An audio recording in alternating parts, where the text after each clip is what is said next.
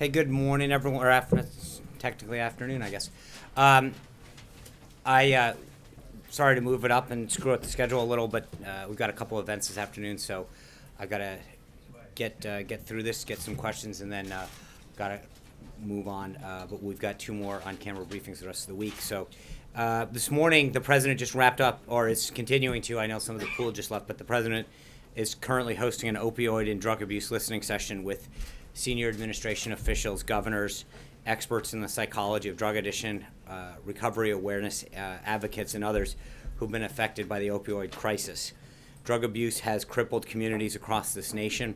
In 2015, more than 52,000 Americans, that's 144 people a day, died from a drug overdose, with 63% involving an opioid, according to the CDC. Drug overdoses are now the leading cause of accidental death in our country. As the president discussed with the group this morning, we won't be able to address this epidemic with a single solution. First, we must get struggling Americans the help that they need. Too many families have seen firsthand the destruction that drug abuse can bring, and we must also focus prevention on law and enforcement. Cheap heroin is flooding into our communities as drug cartels expand into the country, setting off a chain reaction of addiction that spreads from person to person and from family to family. President Trump has already taken executive action to strengthen law enforcement and dismantle criminal cartels. He and his team will continue to discuss how best to root out this threat to American communities with drug enforcement experts as we continue this fight. Stopping this epidemic is an issue that every American, regardless of your political background, can and must get behind. We must work together, from the leaders of the most local and community recovery and support programs, all the way to the White House, to solve this problem. The White House took a big first step this morning in our battle to combat drug addiction and the opioid crisis by meeting with these individuals, which included New Jersey Governor Chris Christie, who has been a leader in this issue, Attorney General Sessions, Education Secretary DeVos, Veterans Administration Secretary Shulkin, Homeland Security Secretary Kelly, and others were in attendance. A full list of participants has been provided. I will say, I know the pool was just in there. It is some of the stories from some of the individuals who have been involved in this with a family member are unbelievably compelling. Their desire to see and to work with the administration to get this problem addressed is one that is plaguing communities, and I know the president places it at the highest priority. There was a mention by the acting administrator of the DEA that they have a program where twice a year they gather unwanted drugs. Last year they gathered over 1 million pounds of unwanted drugs. There's 5,000 sites in which people across America can drop off stuff in their medicine cabinet that is no longer used to get it out of their house. The next drop-off will be on April 29th, and I think the DEA will be putting out more information.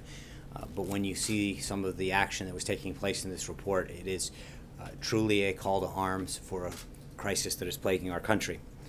This afternoon, the president will drop by the Women's Empowerment Panel that the White House is hosting, led by Florida Attorney General Pam Bondi, Education Secretary Betsy DeVos, Small Business Administrator Linda McMahon, U.S. Ambassador to the United Nations Nikki Haley, Senators for Medicare and Medicaid Services Seema Verma, who will all speak about the unique challenges that women and young girls face today.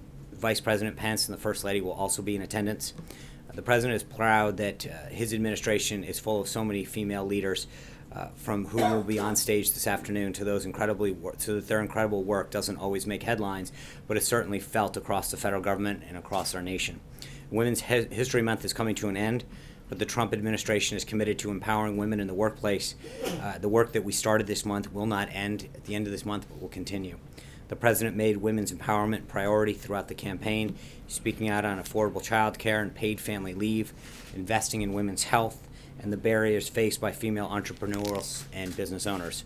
In February, he and Prime Minister Trudeau from Canada launched the United States-Canada Council for Advancement of Women Entrepreneurs. This month, the First Lady hosted an event for International Women's Day in the East Wing. CMS Administrator Verma hosted a panel on women in healthcare, His daughter Ivanka held a roundtable with women business owners with SBA Administrator McMahon, as well as other roundtable with Latina business owners. And just earlier today, the First Lady joined the Undersecretary of State for Political Affairs, Tom Shannon, to present the 2017 Secretary of State's International Women of Courage Award at the State Department. The President believes, as the First Lady said this morning, quote, "Wherever women are diminished, the entire world is diminished with them. However, wherever women are empowered, towns, villages, schools, and economies are empowered, and together we're all made stronger." The Trump administration will continue to work to ensure that the American economy is a place where women can work and thrive. Later this evening, the Vice President will participate in the swearing-in of David Friedman as the next ambassador to Israel. The President is glad that Ambassador Friedman will be officially on board as we strive for a lasting peace in the Middle East. Mr. Friedman's strong relationships in Israel will be a tremendous asset to the President in furthering that mission.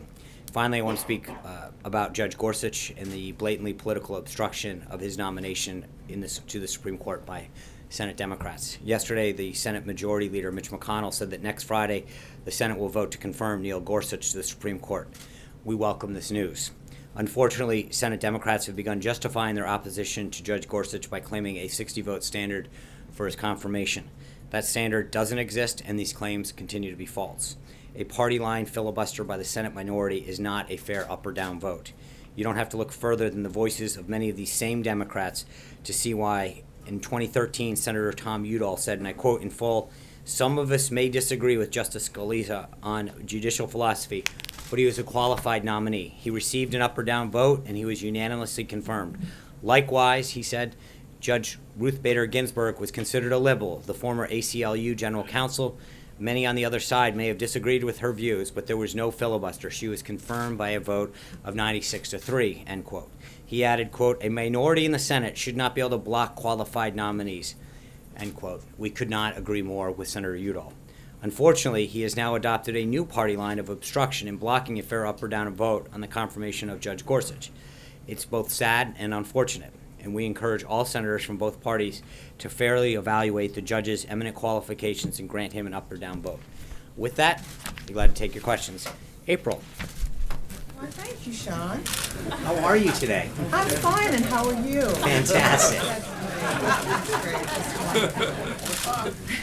Well, Sean, going back to some issues that are in the news, Nunez is not going to recuse himself.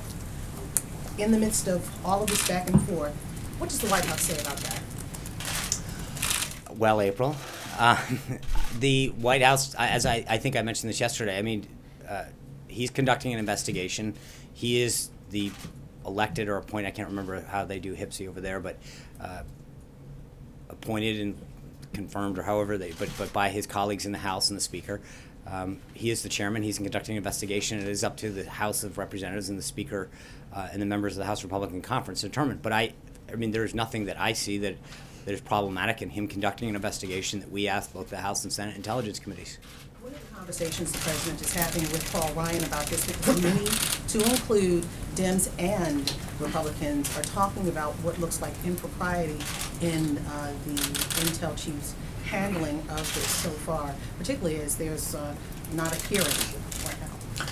Well, I would take issue with I think you're right that there may appear to be certain things, but I don't think there's any actual proof or sustaining allegation about anything that's done. Again, I mentioned this yesterday. If you look at what Chairman Nunez has done, he has met with people who are cleared to discuss classified information regarding a review that he is conducting. That's how it's supposed to work. And again, I understand that when things are leaked out in the media, that somehow that is a standard that's acceptable, but when two people who are cleared to discuss classified information, or three or however many, discuss classified information, somehow that's wrong because it's not being leaked. He is conducting a review, which we have supported on both sides of the chambers, and I think that they should do this. But I think to start to prejudge where this thing is going, we have been supportive of it, as you know, and I think that let's let that process bear itself out and see what happens.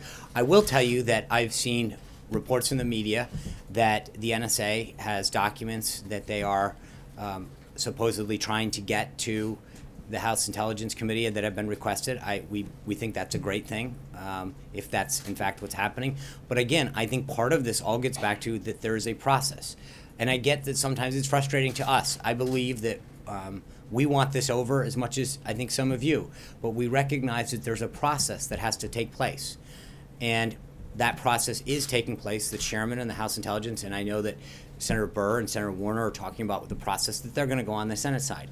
Some of these things take a little bit of time, and to the extent that they are gathering the appropriate documents and looking at those things, then that's part of the process and the review that is being undertaken, and we're fine with that. And second topic, tax reform and infrastructure. Reports are saying you're going to do it together. And ACA, Obamacare, going into Trump care at that time, tax reform and infrastructure were said to be some of the reasons why you did not come up in the budget with eliminating the debt. Do you have cost estimates as it relates to tax reform and infrastructure as of yet? No, because I think you need to have plans laid out first, and I think part of this is that we're in the beginning phases of both of those. To have a score on either one of them or a cost when we don't have those formalized yet, and I think we're in the beginning phases of having those discussions with both stakeholders, members of Congress on both sides, and obviously internally the formulation of those plans is continuing. So until that happens, I don't see us having a formal cost or a score. CEO now? It's not a question of trust. Remember, I want to be clear about what I've said before. I think when it comes to cost estimates and budget issues, which is what CBO is charged to do, they are the Congressional Budget Office. And while I think sometimes they're a little off on that, that is what they're charged with doing. And I think there's a score where I think it's not a question of trust, it's a question of accuracy. And I think that the issue that we previously brought up was when they had scored people and coverage, which isn't necessarily their wheelhouse, they had been way off. And again, I don't think it's a question of us trusting or not. It's literally a question of saying they believed that 26 million people would be on Obamacare, 10.4 were and falling. I think that's not a question of whether we trust them or not. It's a question of that those are the facts. And those facts bear out that they were off by more than 50% when it came to counting people. And I just want to be clear that it's not a question of whether we trust them. I would ask whether that's really what they're supposed to be doing. Major. Sean, let's go over a couple things that we talked about on Monday. On Monday, you said to us from the podium you would look into how Chairman Nunes was cleared here and with whom he met. Can you give us, we tried to ask you that yesterday as you walked out. Do you have any information to live up to the commitment you made here on Monday to provide more details about how that happened in a process you just told us that, again, is above board and totally appropriate? I don't have anything for you on that at this time. But again, I don't. What are you looking into? I have asked some preliminary questions. I have not gotten answers yet, and I think so no, I don't have anything further on that. But again, I would argue, Major, it's interesting, and I brought this up the other day, that there seems to be this fascination with the process. It's how did he get here? What door did he enter? As opposed to what's the substance of what we're finding. When I get, not from you, and I'm not trying to be, but it's so many times I get these calls that we have an unnamed intel source that says the following substance occurred. Do you admit it? Do you deny it? Whatever. And we have this argument over substance. In this case, the fascination is with what door did he come in? Who did he meet with? How did it get waved in? As opposed to what I think it should be, and ironically it's not when it's the shoes on the other foot, is what's the substance? Just yesterday, just to be clear, we started this day with the Washington Post falsely posting a story saying the White House blocked Sally Yates, right? By the end of the day, it's officials blocked Sally Yates. They were wrong, and they jumped to a conclusion based on whatever unnamed sources. And I think that what we're trying to do is argue that there should be a process. The chairman of the House Intelligence Committee and others are going through a review. We support that review. And so as much as I understand that everyone wants to jump to how did everyone get in? What did they do? They're undergoing an investigation. I have a substantive question about that. Okay. But I'm just asking you about something you told us. No, I said I would look into it. Are you going to continue to look into it? I will. I will look into it, and whether or not. You live up to that obligation. No, I will. But the obligation is, I said I would look into it, and I would continue to do that. Okay. So you said yesterday about Sally H. Show what you know. Well, one of the reasons that there's this question about Chairman Nunes is he hasn't told his own committee members what he knows, how he learned about it, and what the substantive importance of that is. So we are also curious about that. And among the things that might be or might shed light on that, is how he got here and who he met with and what he learned. Right. We're trying to figure that out as well. I understand, and I think those are questions for Don't you him. wanna know those And I think, I also think, standard he but should be I held think to? that, Major, that there's a slippery slope that we're talking about here, because if we start looking into certain things, then the accusation the next day is gonna be, you know, you looked into this, can you look into that? Why did you ask this person or not? I mean, a couple of weeks ago when we there were stories about whether or not we called certain people and we didn't. So we're damned if we're doing, we're damned if we don't on this stuff, because on the one hand, you want certain answers, on the other hand, you want to talk about us being involved. And I think we've tried to keep, if we asked for an investigation, and at the same time, we've tried to make sure that we allow that review to go on, that both the House and the Senate Intelligence. So we can't cherry pick every time that you decide that a piece of information is relevant to what you want. I think that we know that they are undertaking a review. Hold on. Going on, and the members of the very committee But that's- themselves say they don't know Fair enough, what is and being that's discussed. right. How is the process going forward? How is that a workable process? Okay, but what I'm saying is, or the answer to that question is, that's an answer, a question for Chairman Nunez. I don't have any authority over how the House Intelligence Committee conducts itself. That's a question. Do you have authority about whether he gets into this building and can I- review I- secured information But- on this site? But how he conducts himself with his members, when and where he shares things, et cetera, are issues for him and the committee and the House of Representatives, not for us. That's it, plain and simple. John. Sean, we know that members of the House Freedom Caucus, the Tuesday Group, Republican Study Group, are up on the Hill trying to see if they could come to some sort of an agreement to find a way forward on health care.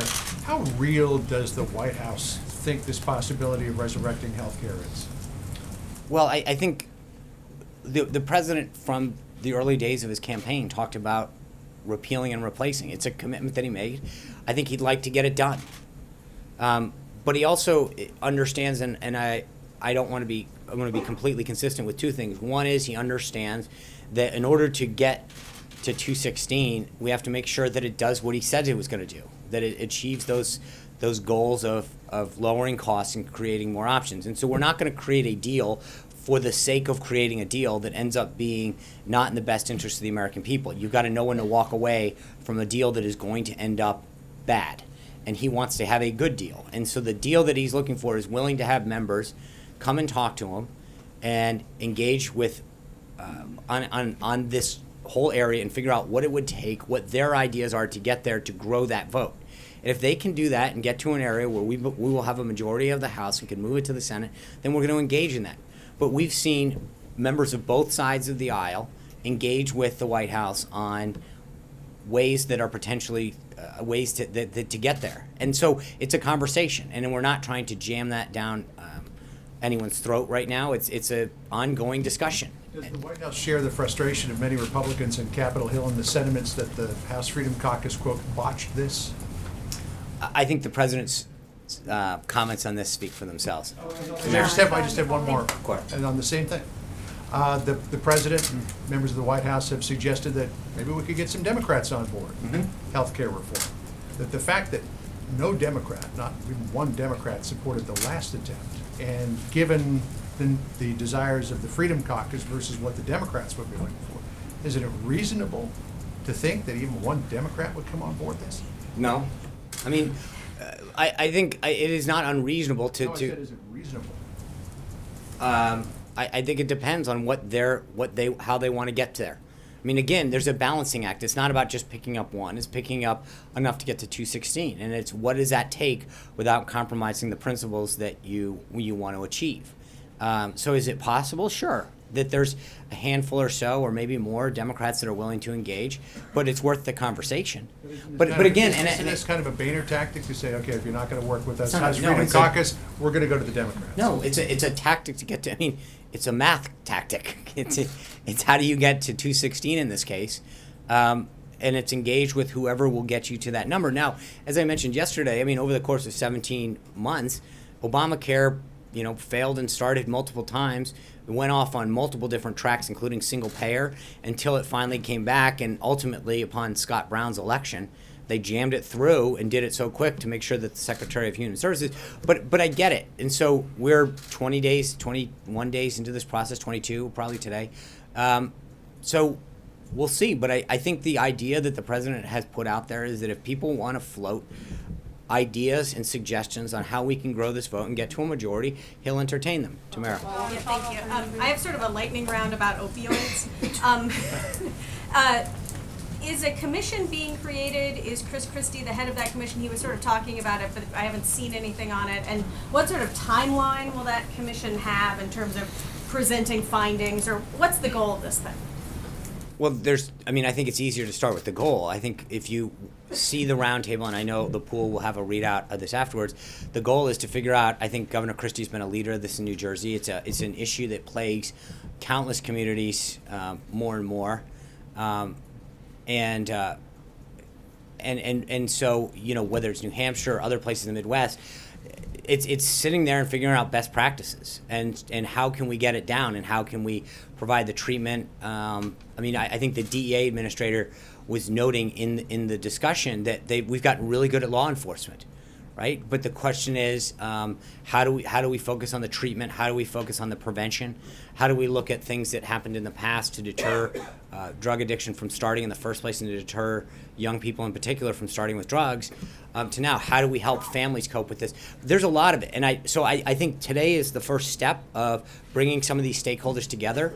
But like I just mentioned on the other thing, I appreciate that everyone wants the answers, but I think that there's a reason that you're looking at this as two things: a whole of government and a whole of person, right? It's looking at how do we look at people to help them get the recovery, stay clean, not start in the first place, help them get them into treatment centers, help them get a job afterwards. There's a lot of whole of person, but then there's a whole of government. As I mentioned, you're looking at around that table today, you've got families and parents and individuals who have been personally affected in one way, shape, or form. You've got Governor Christie, who's dealt with it at a state level. You've got Pam Bondi, who's looked at it from a state level. You've got Secretary Kelly, who's looking at it from Homeland Security, DEA, who's looking at it partially from a law enforcement. Then you've also got Secretary of DeVos, who's looking at it from an education and a prevention. And it is a big, big issue that is plaguing our country, plaguing our communities, and plaguing our families. And so I wish I could give you an answer and say this is how we're going to solve the problem. But I think the first step is understanding the problem, the magnitude of it, and looking at how we approach it holistically. Yeah. The timeline for them coming back with findings, and then the president, when he was campaigning, seemed to endorse the STOP Act, which would prevent fentanyl from being imported, or help to prevent fentanyl from being imported from countries like China. Would he use his presidential bully pulpit to sort of push for that legislation now, which has not really gotten off the ground yet over in Congress? That was one of the, not the specific piece of legislation, not the topic in particular, but I think there was a lot of discussion about fentanyl and the rise of it today. And I think the Attorney General brought that up and was talking about the escalation of that from the 1980s to now. And so there is a look at it. But I again, as I mentioned, you've got the Attorney General there, law enforcement education. Part of this is to really look at this and figure out what are the ways that we can address it from coming into the country. And the DEA administrator was talking about it, especially the flow from the southern border. But then you look at it from a law enforcement issue, a prevention issue, and a treatment issue. And this is I wish I could give you a really easy answer and say, here's the silver bullet that's going to stop this. But we recognize the growth of this problem in this epidemic, and how do we solve it going forward? John Gizzi. Thank you, Sean. Yesterday, Prime Minister Theresa May signed the letter that began the process for Brexit. A week ago, on Friday, Jean-Claude Juncker, who is the president of the European Commission, used some unusually strong language about the president, saying that his comments encouraging other Brexits could lead to war among the Balkan countries. And he also said in the end, and is quoted on page 1 of the Financial Times, that the president does not know a lot about Europe. What is the president's response to that? To Brexit in particular? Or to the comments by President Juncker of the European Commission and to Brexit? I think the president is very well steeped in world affairs, especially Europe, NATO, all of the issues. He was a leader in the effort to call Brexit, as you know. And obviously with respect to that, we respect the will of the British electorate and Her Majesty's government in taking steps of departing the European Union, whatever future the UK-EU relationship looks like. We want the UK to remain a strong leader in Europe, for both the UK, the EU, and Europe to remain strong leaders globally. So I think both on the EU and on that's Ronica. Thank you. I have two questions or topics, if you will. Just the first, what's the White House reaction to the shooting today at the Capitol? Well, it sounds like a very troubled individual. Obviously, I'll let law enforcement read that out, but I don't want to get ahead of.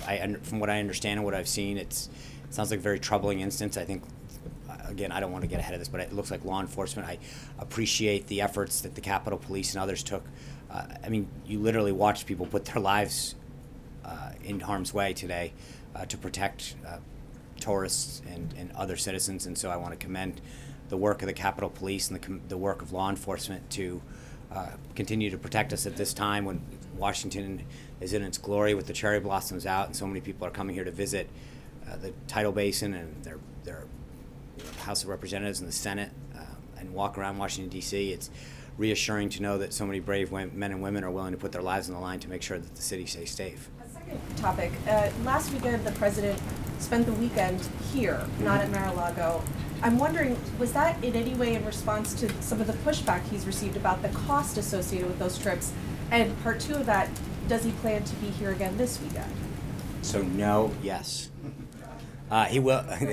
The president wanted to be here last weekend. He wants to be here this weekend. He'll be here, and then I will have updates on where he'll be going forward. But Does he feel any concern about that pushback? no, he feels great. Hunter. Thank you, Sean. President Trump is reportedly expected to sign legislation that would allow internet service providers to monitor internet activity and sell that information without users' permission. Will he be signing that legislation, and why does he think it's good for America? I'm wondering who this benefits apart from ISPs and their executives. I know the House and the Senate have just passed that. When they enroll it, then we'll have further updates on that. I'm not. When we have, I know that I believe we have a statement of administration policy on that bill out, and we have further updates on a signing ceremony. I will let you know. Doesn't this erosion of protections create major risks for people to use that information for nefarious purposes? Also, hostile nations potentially looking at what congressmen are browsing online. Like, is that concerning to the White House? I think there's, as I mentioned, that we have a statement of administration policy on that bill. That we'll have further updates, and when we do, we sign it. I'm sure we'll have further details on why. Zeke.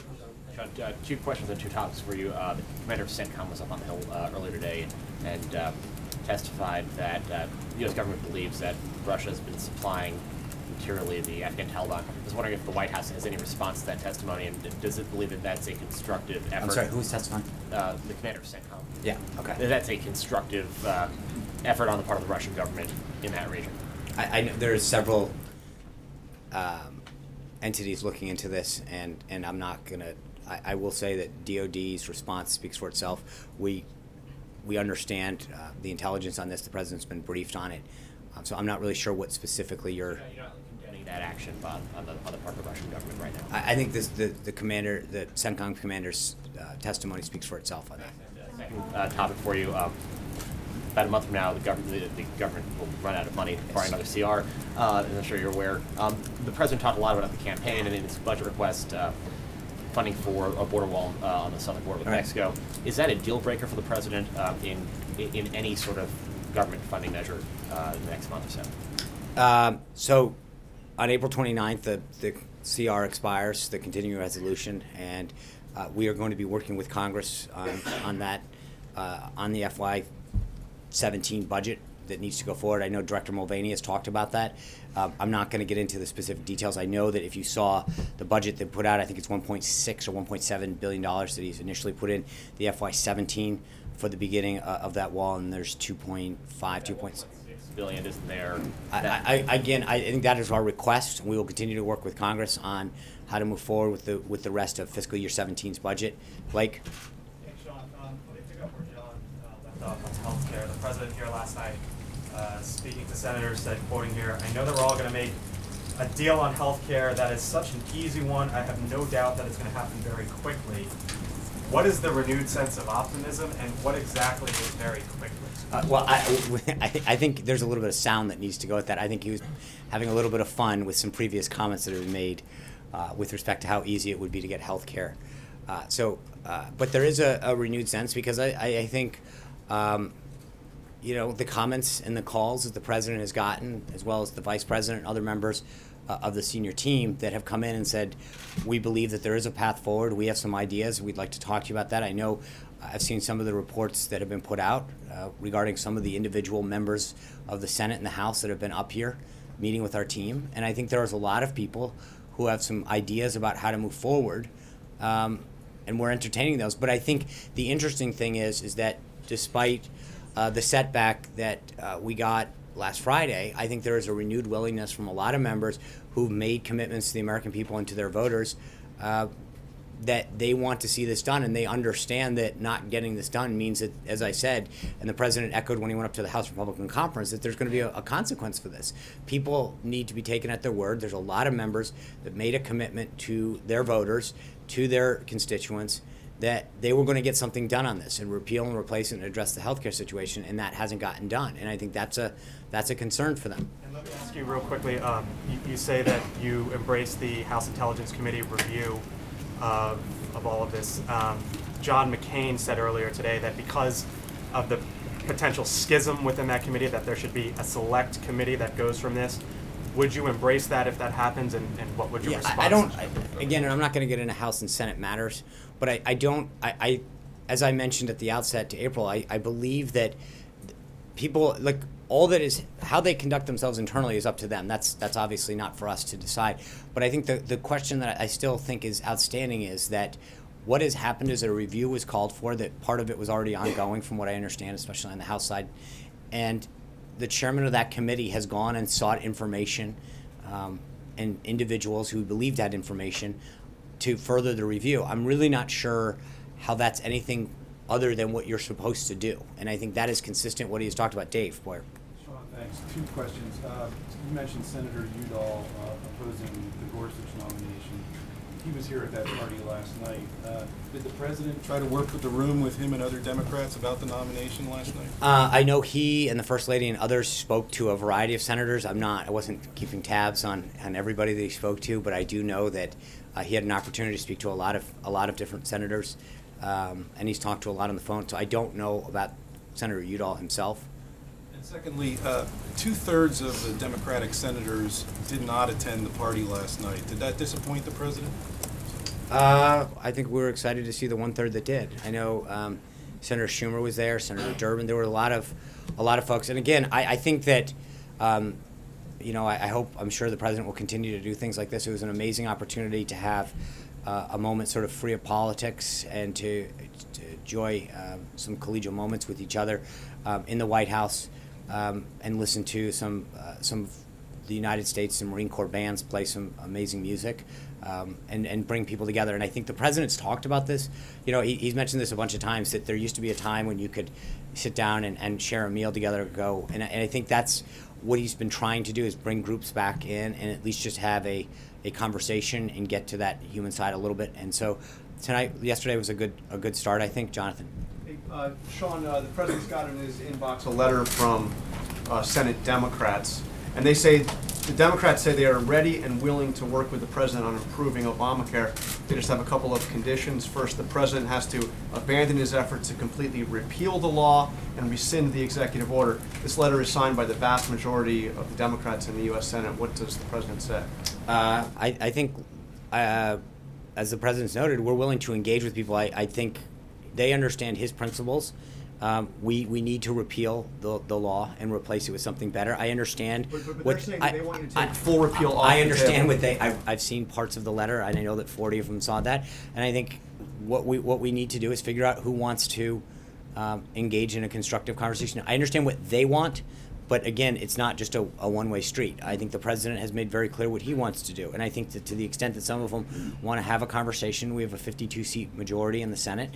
If there are individuals in there that want to have a constructive conversation achieving the goals, we can do it. But I think they also need to understand the president's red lines. But they say as a first step they want him to repeal that executive order. That's something he's willing to do. I think the president's committed to making sure that he continues to go down the path that he's gone down, and there are ways that if they want to join him, that they can. And I think there are some areas that they may want to engage with him on that we've seen so far. And so, look, I understand they have a right to put out a letter and draw their lines in the sand, but I think the president's committed to doing going down the path he is, and obviously first step is to get to 216 in the House, and then address the concerns in the Senate. But he's continued to have conversations with the Senate, and I think that as Obamacare continues to struggle, which it is, the premiums continue to go up and up. I think the question is, will those 40 people understand that they are the ones who are going to be responsible for owning the current policies that are making so many Americans struggle? But Jim. just to clarify, was he joking when he said that making a deal on healthcare would be an easy one? I think if you watch the tape, it was a lighthearted moment, Jonathan, and so he was having He a little. doesn't think it's easy to No, get a he good was. deal on Yeah, healthcare. no. Watch. He was having a fun time with the senators there. Jim. The other thing that the president said last night was our soldiers are fighting like never before in Iraq. But as you know, Sean, U.S. Troops there are in a support role, an advise and assist role.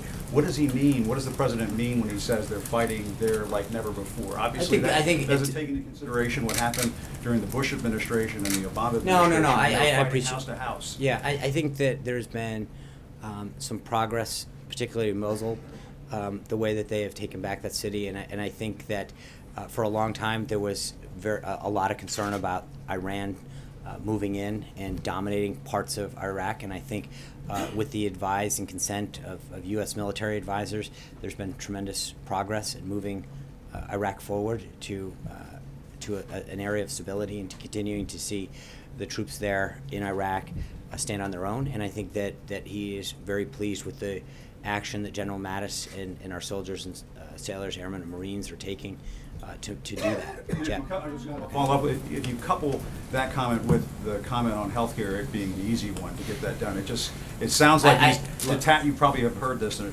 come across this notion that he's just detached from reality in making those comments. Well, first of all, I think that I again would respectfully ask you that you review the tape. He was having a lighthearted moment. It's on tape. Everybody watched it. He was poking fun and making a joke. There's been comments in it before about how he didn't get it, and he was joking about how easy it was. Okay, it was a lighthearted moment. It was on tape. I think everybody, and the idea that there's this, like, trying to make it look like he was being utterly serious at the time is a little bit of a stretch. And one quick thing on Chairman Nunes. But just so we're clear, I'm sorry, Yeah, just to end yes, there, sir. that he was very proud of the work that our soldiers and sailors are doing over there in Iraq. There is a lot of work and a lot of progress that is being made, and the updates that he's getting from General Mattis on a daily basis. And he doesn't think they're in combat, they're engaged in No, combat. but again, I think the progress that's being made in Iraq and the fight against ISIS is going extremely well, and he's proud of it. And I was just going to ask you very quickly on Chairman Nunes. Do you personally know who the source of Chairman Nunes' information is? No. You do not. Jeff Mason. One on two topics. First on healthcare. Does the president want to start a new healthcare bill or tweak the one that did not go last week? I think we're starting with where we are and trying to move that forward. I think that is the current vessel. And on a separate topic, the president did not mention the Paris Agreement yesterday when he went to the EPA. Can you update us on his current thinking about that? Does he want the United States to stay in? And if he does, how does he expect the United States to meet its commitments without the Clean Power Plan? I think that the Paris Agreement is still under discussion within the administration. John. Deadline on when you'll know? I can try to look into that. I don't have one at this time. Thank you, Sean. Early voting has begun in the Georgia 6th Congressional District special election to fill the seat of Secretary Price. Some Democrats are billing this as a referendum on the president, the early days of the presidency. What does the White House think of that? Does President Trump plan to be involved at all in this race? That's a good. Honestly, I've not even thought about it. I think that if needed, the president has always been very clear that he wants to support the team and help the team. Honestly, I've not tried to really focus on tried to shed that previous life a little. So I've not looked into to the race in Georgia. I'm sure I'd best refer you to either the RNC or the NRCC on the state of that race. Okay, thank you guys very much. I'll see you tomorrow, Thursday. Take care. I do owe you one tomorrow, I'm sorry.